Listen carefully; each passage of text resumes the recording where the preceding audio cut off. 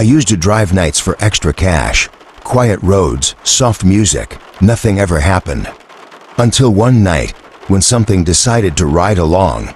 There's a stretch of highway outside town where the streetlights end. Locals call it the Silent Mile. No one can say why. Cars stall there, phones lose signal. And sometimes people see a woman waiting by the shoulder, trying to wave them down. I never believed the stories, until she got into my car. It was past midnight when the app pinged. One last fare before heading home. Pickup, old rest stop on County Road 41. Destination, home, no address, just that word. I almost ignored it. But the fare was double, surge pricing, and I needed the money.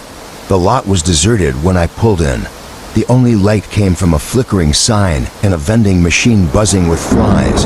Then I saw her, standing by the curb, no umbrella, long gray coat clinging to her shoulders.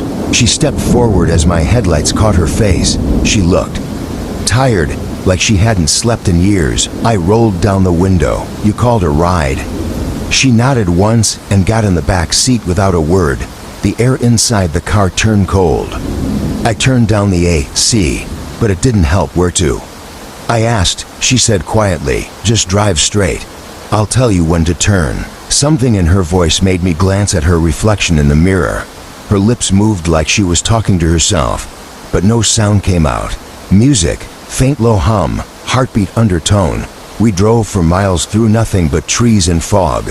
Every so often, I'd catch her watching the passing forest, eyes following things I couldn't see.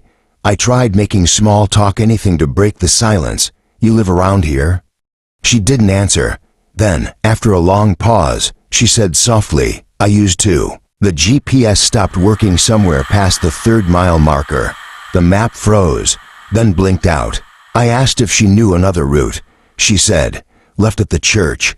But there was no church, just the broken remains of one. A roofless stone shell and a handful of wooden crosses leaning in the dirt. She sat up straighter. Here, she said. I hesitated but turned. The road became gravel, then mud. Fog thickened, swallowing the headlights. The radio turned itself on, soft static. Then a woman's voice, faint and warped. You're late again.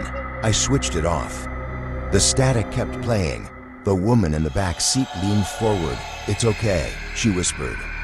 They're only reminding you. I nearly slammed the brakes. What? But when I looked back, she was staring out the window again. Raindrops ran down the glass in perfect parallel lines, as if something outside was tracing them. I realized my hands were shaking. After a few more minutes, she said, stop here. There was nothing there, just trees and an old wooden fence half buried in vines. She reached into her coat and pulled out a photograph. It was faded, water-stained. A farmhouse, maybe 50 years old, surrounded by the same fence. This was my home, she said. Before the road took it away, she handed me the photo. The paper felt damp and warm, like it had just come out of water. I blinked. The picture was gone. My hands were empty. I know what you're thinking. Maybe I was tired, hallucinating, half asleep. That's what I told myself too. Until she started talking again when the highway came through. She said, they cut right through the graveyard, moved the stones, but not the people. She looked straight into the rearview mirror. Her eyes caught the reflection of my dashboard, light silver, endless. I waited for them to come back for me. But no one did. My chest went tight. What do you mean, come back? She didn't answer. She just smiled, thin and sad. Outside, the trees thinned. Ahead was a field flooded with fog, the old fence continuing straight into it. She whispered, this is where you let me out. I slowed the car. There's nothing here. She reached out, her hand brushing the back of my seat. It was cold.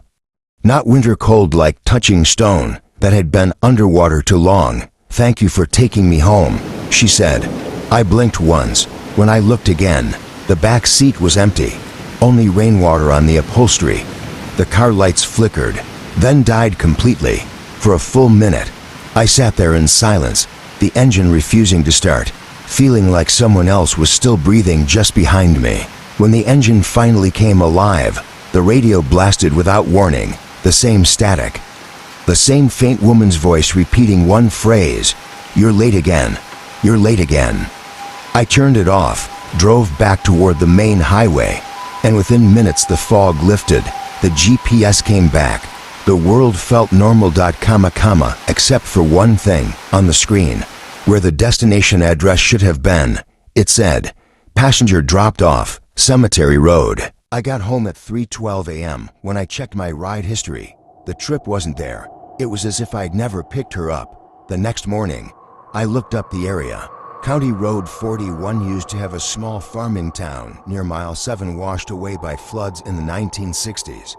All that remains is a memorial field surrounded by, yes, a wooden fence. I found an old newspaper photo of the flood's victims, and in the center of the picture was a woman in a gray coat.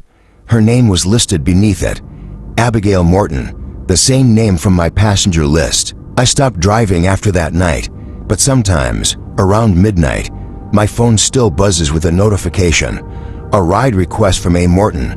It only stays on screen for a second before disappearing. People say there's nothing after death. I don't know, but I know some passengers never really leave the car. So if you ever find yourself driving alone on a foggy highway and someone appears by the roadside wearing a gray coat, don't stop, because once they get in, you'll never really be driving alone again. Thank you for taking me home.